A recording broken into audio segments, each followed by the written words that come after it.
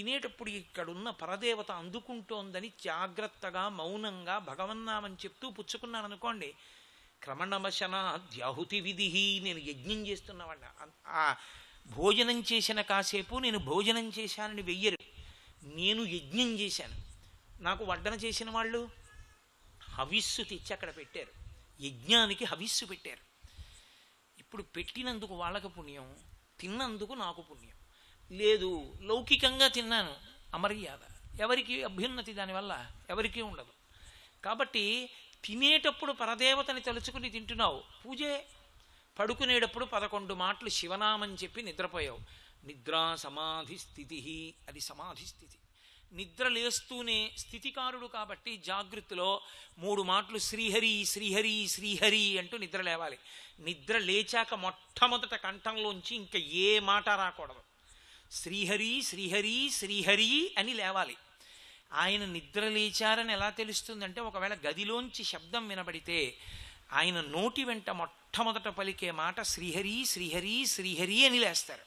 అలాగే లేవాలి. నిద్రపోయేటప్పుడు 11 మాటలు శివనామని చెప్పి పడుకోవాలి.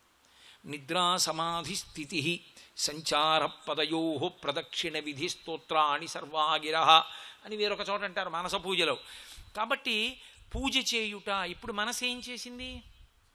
ఇంతకుముందు చెయ్యవే అంటే పారిపోయింది, ఇప్పుడు ఏం చేస్తున్నా పరదేవతని చూస్తోంది, ప్రతిదాని యందు చూస్తోంది. ఇప్పుడు ఎక్కడ నీ ఊపిరాగిపోతే నీకు నష్టం? నువ్వు పూజ చేయకుండా ఎప్పుడున్నావు? నువ్వు ఎక్కడ చచ్చిపోయావో అక్కడ పూజామందిరంలోనే చచ్చిపోయావు. నువ్వు పూజ చేస్తూనే చచ్చిపోయావు, పూజ చేస్తూనే వదిలిపెట్టేశావు శరీరం. అప్పుడు ఏమవుతావు? పరదేవత యందు కలిసిపోతావు అంతే. ఇక మళ్ళీ వచ్చే అవకాశం ఉండదు. అది అలవాటైందనుకోండి, మనసు ఎప్పుడూ మూలాన్ని పట్టుకుంటూనే ఉంటుంది. అలా పట్టుకోవడానికి తర్ఫీదు ఇవ్వడానికి పూజ. ఎల్కేజీ చదవడం ఎందుకంటే జీవితంలో ఎప్పటికైనా డాక్టరేట్ అవ్వడానికి.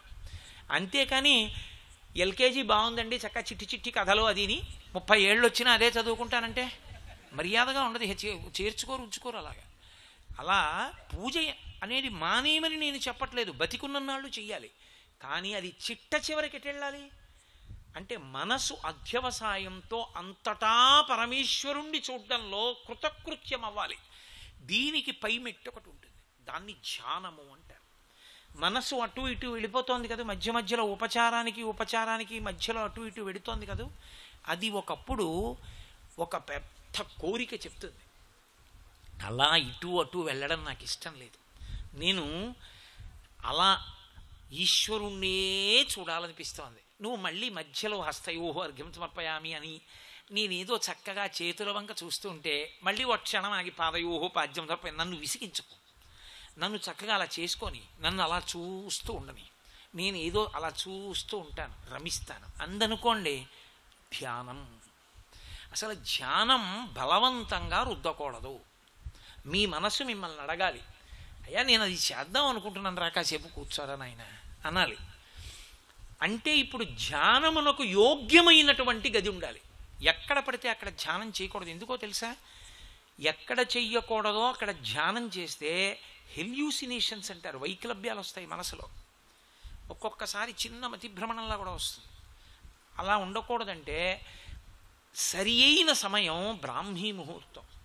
బ్రహ్మ ముహూర్తం అంటే తెల్లవారుజామున 4 గంటల నుంచి 6 గంటల వరకు యోగ్యమైన కాలం ధ్యానానికి. కారణం ఏమిటో తెలుసా? ఆ సమయంలో వాతావరణం అంతా కూడా మనసు నిలబడడానికి యోగ్యతని పొంది ఉంటుంది. అందుకే దానికి బ్రహ్మముహూర్తం అని పేరు. ఒక సంవత్సరాన్నంతటినీ కలిపి ఒక రోజుగా భావిస్తే ఒక సంవత్సరానికి బ్రహ్మముహూర్తం ఎప్పుడు అంటే ఆశ్వీజ మాసం. అందుకే శారదా నవరాత్రులు అప్పుడు చేస్తారు. కాబట్టి ఆ సమయంలో మీరు ధ్యాన మంటపంలోకి అంటే గదిలోకి ప్రవేశిస్తే అక్కడ ఉండవలసినవి కొన్ని ఉంటాయి. మొట్టమొదటిది గురువుగారి యొక్క మూర్తి ఉండాలి. గురువుగారు అనేటప్పటికీ శంకర భగవత్పాదుల మూర్తి అత్యంత శ్రేయోదాయకం. ఎందుకంటే గురువు లేని వాళ్ళకి కూడా గురువుగా ఉండడానికి యోగ్యత ఉన్న ఏకైక వ్యక్తి ఈ భూప్రపంచంలో శంకరులు ఒక్కరే. ఆదిశంకరులకొక్కరికే ఉంది ఆ అర్హత. అందుకే శృతిస్మృతి పురాణానాం ఆలయం కరుణాలయం నమామి భగవత్పాద శంకరం లోకశంకరం. శంకర భగవత్పాదులని పేరు ఆయనకి. దేశికులు అంటారు. భవశంకరదేశికమే శరణం అంటారు తోటకాష్టకంలో, తోటకాచార్యుల వారు. ఆయనకి దేశికుడు అని పేరు. రెండవది భగవత్పాదులు అని పేరు. దేశికుడు అంటే మీకు మార్గనిర్దేశము చేయువాడు. ఆయనకి ముందు నమస్కారం చేస్తే ఆయన నడిపిస్తారు. ఆయన భగవత్పాదులు. ఆయన పాదములు పట్టుకుంటే అవి మిమ్మల్ని భగవంతుడి పాదముల దగ్గరికి చేర్చేస్తాయి. అందుకని ఆయనకి భగవత్పాద అని పేరు. అటువంటి శంకర భగవత్పాదులు పరమ ప్రశాంతంగా ఉంటారు, చక్కగా కూర్చుని ఉంటారు. ఆ కూర్చుని ఉన్నటువంటి శంకర భగవత్పాదుల వారి యొక్క పాదముల వంక చూసి శిరసా నమస్కరించి ధ్యానమునకు కూర్చోవాలి. పెద్దలు ఏం చెప్తారంటే, ధ్యాన నిష్ట కలగాలి అంటే ధ్యానానికి కూర్చునే ముందు అరవిరిసినటువంటి చైతన్య పుష్పముల వంక చూడాలి కాసేపు. మనసుని మెల్లమెల్లగా కుదురుకునేటట్టు చెయ్యాలి. అందుకే ప్రవచనం చేసినా ధ్యానం చేసినా రాటపాతడం అంటారు. రాటపాతేవాడు రాటపాతి వెళ్ళిపోకూడదు. ఓ గొయ్యి తీస్తాడు గుణపంతో, అందులో రాట పెడతాడు, మట్టి పోసి కాలుతో తొక్కుతాడు, తొక్కి 4 రాళ్ళు వేసి గుణపాన్ని తిప్పి కొడతాడు. కొట్టి వెళ్ళిపోడు, తనే ఊపుతాడు. ఇంకా కొంచెం వదులుగా ఉంది, బాగా ఊపుతాడు. ఇలా ఊపితే మట్టి లోపలికి కుదురుకుంటుంది. అప్పుడు మళ్ళీ కొంచెం మట్టి రాళ్ళు పోసి మళ్ళీ గుద్దుతాడు. ఇప్పుడు ఊపుతాడు, కదలటం లేదు, వెళ్ళిపోతాడు. ఇప్పుడు రాటపాతినట్టు ఉండాలి ధ్యానం. అందుకని ఏం చేస్తారంటే ముందు చైతన్య కుసుమముల వంక చూస్తారు, కాసేపు అరవిరిసిన పూల వంక చూడాలి. అవి మనసు నిశ్చలంగా కూర్చోవడానికి మార్గాన్ని ఇస్తాయి.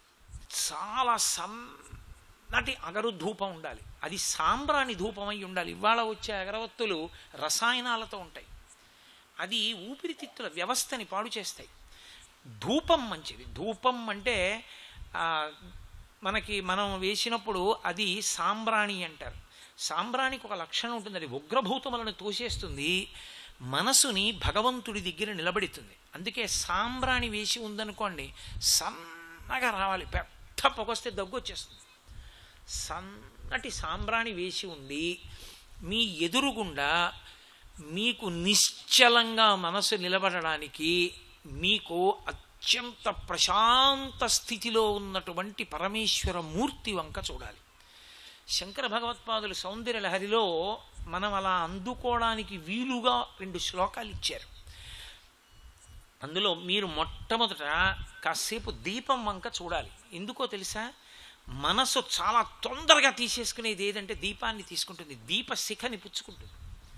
మీరు ప్రమిద వేసి దీపం వెలిగించి కూర్చున్నారనుకోండి, కాసేపు ఆ దీపం ప్రమిద వంక మీరు అలా చూసి ఇలా కళ్ళు మూశారనుకోండి, అది ఇలా కదులుతూ దీపశిఖని చూపిస్తుంది, వెంటనే కనబడుతుంది. మీరేం దానికి పెద్ద ప్రయత్నం చేయక్కర్లేదు. మీరు కావాలంటే ఇంటికి వెళ్ళి ప్రయత్నం చేయండి. దీపశిఖ ఆ జ్వాల వంక ఇలా చూసి కళ్ళు మూస్తే వెంటనే కనపడుతుంది కళ్ళల్లో ఇలా కదులుతూ. అంటే మనసు పుచ్చుకుంటుంది జ్యోతిని. కాబట్టి జ్యోతి స్వరూపాన్ని ఒక్క నిమిషం పాటు అలా చూసి కళ్ళు మూయడంతో ప్రారంభం చెయ్యాలి. అసలు నిజానికి ధ్యానం ఎక్కడ మొదలు పెడతారంటే ఆ జ్యోతి మీద మొదలు పెడతారు. ఆ జ్యోతి స్వరూపం, దాని కదలికలు, అది నిశ్చలంగా ఉండడం, ప్రమిదలో అది వెలగడం మీద ధ్యానం చెయ్యాలి. ధ్యానం ఎందుకు అవుతుంది అంటే మీకు నేను ఒక రహస్యం చెప్తాను. ఇది నేను పతంజలి యోగశాస్త్రంలోంచి చెప్తున్నాను. ధ్యానధ్యాతృధ్యేయ రూప అని లలితా సహస్రంలో అమ్మవారికి పేరు. మీరు ధ్యానానికి కూర్చోగానే 3 ఉంటాయి.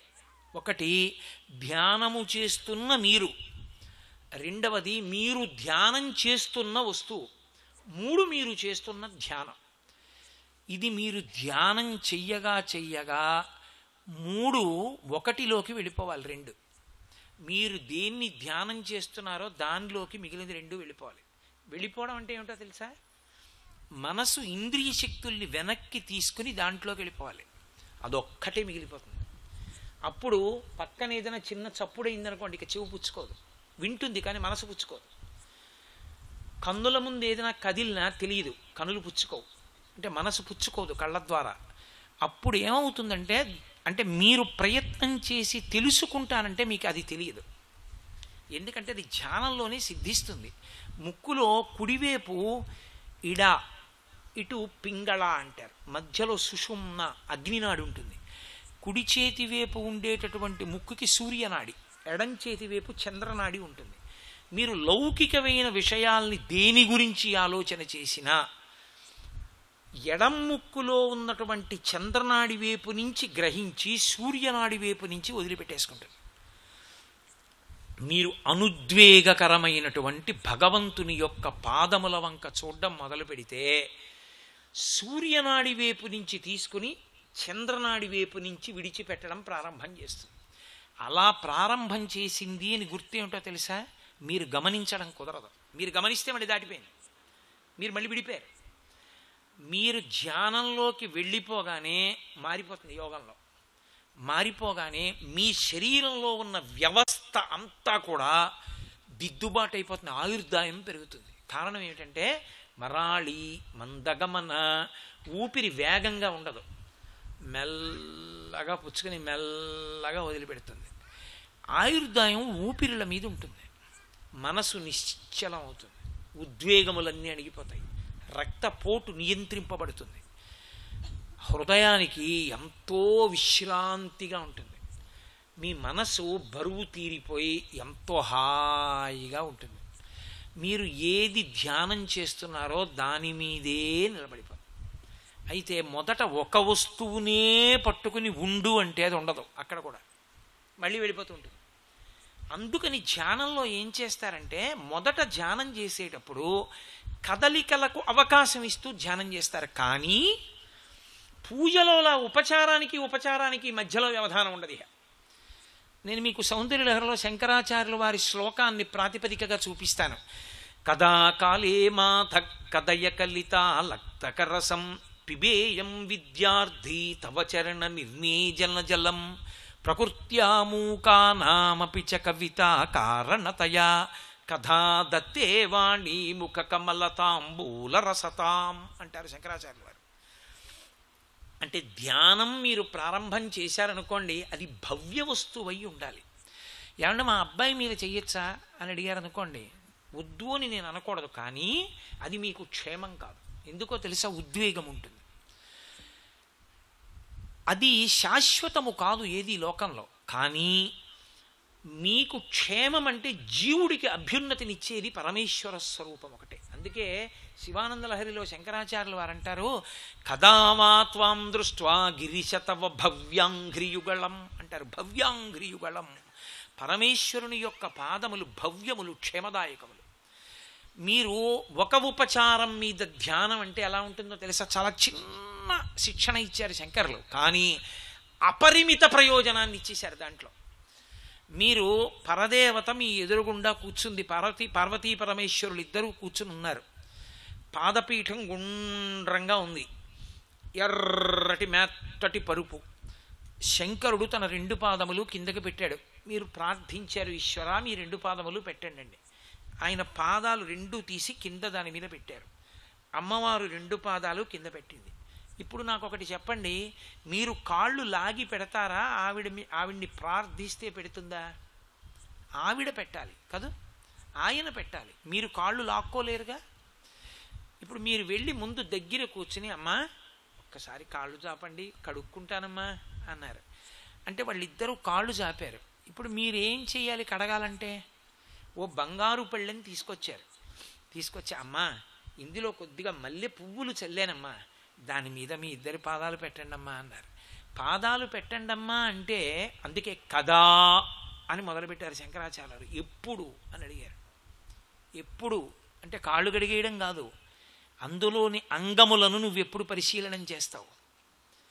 ఇప్పుడు కాళ్ళు కడుగుతావా, సరే కడుగు అని పార్వతీ పరమేశ్వరులు ఏం చేయాలి? పాదపీఠం మీద ఉన్న పాదాలని కొద్దిగా పైకెత్తాలి కదా. ఇప్పుడు మీకు బాగా అర్థం అవ్వాలంటే ఇలా పెట్టింది పరదేవత, కింద పాదపీఠం ఉంది, కింద పళ్ళెం పెట్టాలి. ఏం చేయాలి ఆవిడ? ఓసారి ఇలా పైకెత్తి సరే పళ్ళెం పెట్టాను, పళ్ళెం పెట్టాక మళ్ళీ పళ్ళెంలో పాదాలు పెట్టాలి. పెట్టిన తర్వాత మీరేం చేయాలి? పాదాలు కడగాలంటే నీళ్లు పొయ్యాలి. మీరు పోసి మీరు కడుక్కోవడం కాదు, అందుకోసం కాదు మీరు గృహస్థాశ్రమంలో ఉన్నది. మీ భార్య పొయ్యాలి, మీరు కడగాలి. బంగారు బిందెతో నీళ్లు పొయ్యవే, కాళ్ళు కడుగుతానన్నారు. ఇప్పుడు ఆవిడ ఏం చేస్తుంది? వంగి బంగారు బిందెతో నీళ్లు పోస్తోంది. అప్పుడు పార్వతీదేవి పరమేశ్వరుడు ఏం చేయాలి? అలాగే పోయించుకుంటే పంచ ఏమవుతుంది? తడిసిపోతుంది. కాబట్టి పరదేవత పరమేశ్వరుడు కూడా ఓసారి ఆ బట్ట ఇలా పట్టుకోవాలి.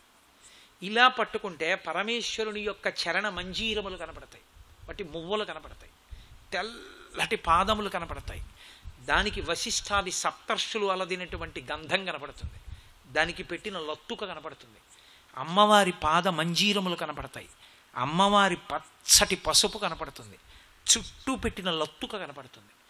ఇప్పుడు మీరు భార్య బంగారు బిందెతో నీళ్లు పోస్తోంది, ఇలా పోస్తూ ఉంటే మీరు కుడి చేత్తో ఆ పాదాలు ఇలా కడుగుతున్నారు.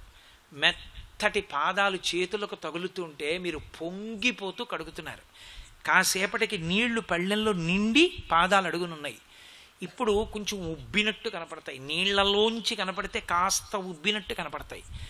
ఇప్పుడు మీరు ఇద్దరి పాదాలు కుడి చేత్తో కడుగుతున్నారు. కడుగుతున్నప్పుడు పరమశివుడి పాదాలకి వెనకాతల చేయి పెడితే ఆయన మంజీరం మీకు తగులుతుందా? తగిలితే బాగా కడగాలని ఎడంచేత్తో ఆయన మంజీరాన్ని మీరు ఇలా ఎత్తి పట్టుకుని కడిగారు. కడిగి మళ్ళీ రెండో చేత్తో రెండో మంజీరాన్ని ఎత్తి పట్టుకుని కడిగారు. అమ్మ దగ్గరికి వచ్చేటప్పటికి అమ్మవారి మంజీరాన్ని పైకి ఎత్తి పట్టుకుని అమ్మ పాదాలు కడిగారు. పసుపు కరిగిపోయింది, లత్తుక కరిగిపోయింది. శంకరుడి పాదాలకున్న గంధం కరిగిపోయింది, లత్తుక కరిగిపోయింది.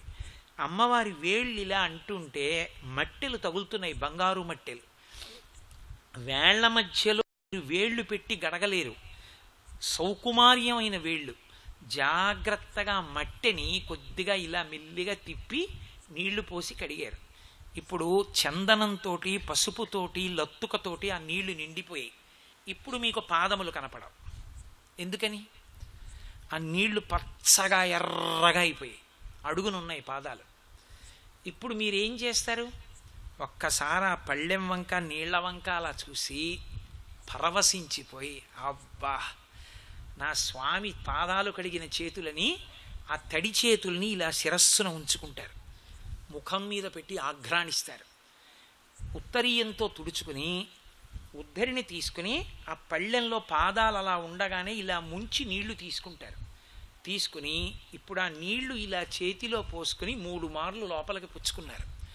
ఆ నీళ్లు సువాసనలు వెదజల్లుతుంటాయి. ఎందుకని? శంకరుడి గంధం ఉంది, లత్తుకుంది, పరదేవత పసుపు ఉంది, పరదేవత లత్తుకుంది. ఇప్పుడు ఆ నీళ్లు ఎంత ఎర్రగా ఉన్నాయన్నారంటే శంకరాచార్యులు వారు, సరస్వతీదేవి తాంబూల చర్వణం చేసినప్పుడు నోటిలోని లాలాజనం ఎంత ఎర్రగా ఉంటుందో అంత ఎర్రగా ఉన్నాయి. అవి ఇలా దగ్గరకి తీసుకుంటే గుమ గుమలాడిపోతున్నాయి. 3 మార్లు పుచ్చుకుని చేయి కడుక్కున్నారు. ఆ పాత్రలో నీళ్లు తీసి మీ భార్యకి ఇచ్చారు 3 మార్లు. ఆమె కూడా పుచ్చుకొని ఆనంద భాష్పాలు కారుస్తూ, అబ్బా ఏమండి ఎంత గొప్ప దర్శనం చేశామండి అంది. ఇప్పుడు మీరు, అమ్మా నాన్నగారండి ఒక్కసారి అన్నారు. మళ్ళీ వాళ్ళ పాదాలు అందులో ఉన్నాయి కదా. ఇప్పుడు మీరు ఆ పళ్ళెం జాగ్రత్తగా నీళ్లు ఒలికిపోకుండా తీసేయాలంటే వాళ్ళ అరికాళ్ళకి అది గీసుకోకూడదు, కాళ్ళు కొంచెం వాళ్ళు పైకెత్తాలి కదా. అప్పుడు మళ్ళీ ఇలా పళ్ళెంలో ఉన్న కాళ్ళు వాళ్ళు ఏం చేయాలి? వాళ్ళు ఇలా పైకెత్తాలి. ఎత్తితే మీరు ఆ పళ్ళాన్ని బయటికి తీసేయాలి. తీసేసి పక్కన పెట్టి అని అడిగితే వాళ్ళు మళ్ళీ ఇలా పెడతారు. పెడితే అప్పుడు మీరు మీ మెత్తటి ఉత్తరీయం తీసి ఆ పాదాలు తుడవాలి కదూ. ఆ పాదాలు తుడిచి గంధం పాత్ర మీ ఆవిడిస్తే తీసుకుని ఆ పాత్రలో ఉన్న గంధాన్ని పరమశివుడి యొక్క పాదాలు రెండిటికీ రాయాలి. రెండిటికీ రాసేటప్పుడు ఒకవైపు బొటనవేలు నుంచి వేళ్ళు ఇలా ఉంటాయి, ఒకవైపు బొటనవేలు నుంచి ఇలా ఉంటాయి. మెత్తటి దూది ముద్దలు ముట్టుకుంటే ఎలా ఉంటాయో అలా తగులుతుంటాయి ఆ వేళ్ల చివరి భాగాలు. 10 మంది చంద్రులు ప్రకాశిస్తే ఎలా ఉంటాయో అలా ఉంటాయి ఆ తెల్లటి గోళ్ళు. ఇప్పుడు మీరు చందనం తీసుకుని ఆయన పాదానికి రాశారు. అది పచ్చి చందనం, ఇంకా ఆరలేదు, ఒకలా ఉంటుంది పాదం. అమ్మవారి పాదాలకి పసుపు రాశారు. రాసి లత్తుక పాత్ర తీసుకుని, లత్తుక అంటే ఏమీ లేదు, పసుపులో కొద్దిగా సున్నం కలిపి ముద్ద చేస్తారు. ఆ లత్తుక ఇలా ఈ 2 వేళ్లతోటి ఇలా తీసి మొట్టమొదట అమ్మవారి పాదానికి వెనక వైపు నుంచి పెట్టుకు రావాలి. అందుకని అమ్మా అంటే మళ్ళీ ఇలా చీర ఇలా పట్టుకుంది. మీరు ఆ మంజీరాన్ని ఇలా ఎత్తి పట్టుకుని మెత్తగా ఉన్న వెనక నుంచి ఇలా రాసి, ఇలా పక్క నుంచి రాసి, చిటికిన వేలు దగ్గర నుంచి బొటన వేలుకి, బొటన వేలు పక్క నుంచి ఇలా పక్క నుంచి ఇలా లోతుగా ఉన్న దగ్గర నుంచి ఇలా పైకి వెనక్కి రాశారు. రాసి ఒక్క వేలుతో ఇలా ఇలా 2 గీతలు పెట్టారు, ఇలా తీసి మధ్యలో చుక్క పెట్టారు. అబ్బా ఎంత అందంగా ఉందమ్మా, పసుపు రాసి లత్తుక రాసిన నీ పాదాలు. ఇప్పుడు మళ్ళీ ఆ 2వ పాదానికి ఉపచారం చేసి ఇప్పుడు శివుడి వంక చూశారు. గంధం ఆరిపోయింది. గంధం ఆరిపోయి అసలే తెల్లటివాడు, దాని మీద చందనం పచ్చగా తెల్లగా ప్రకాశిస్తున్నాయి. ఇప్పుడు లత్తుక తీసుకుని ఆయన పాదాలకి కూడా అలిది మధ్యలో 2 గీతలు పెట్టి బొట్లు పెట్టారు. ఇప్పుడు ఆ పాద ద్వంద్వాన్ని చూశారు. ఊరుకోగలరా? శంకరులు ఇక్కడ వరకు చెప్పారు మొదట. ఎందుకంటే అసలు ఇది ప్రారంభం చేయమన్నారు. కదా కాలే మాథ కదయ కలితాలక్తకరసం. అమ్మా ఎప్పుడమ్మా నీ లత్తుక కరిగిన నీళ్ళు ఎప్పుడు తాగుతానమ్మా? సర్వం శ్రీ ఉమామహేశ్వర పరబ్రహ్మార్పణమస్తు. స్వస్తి.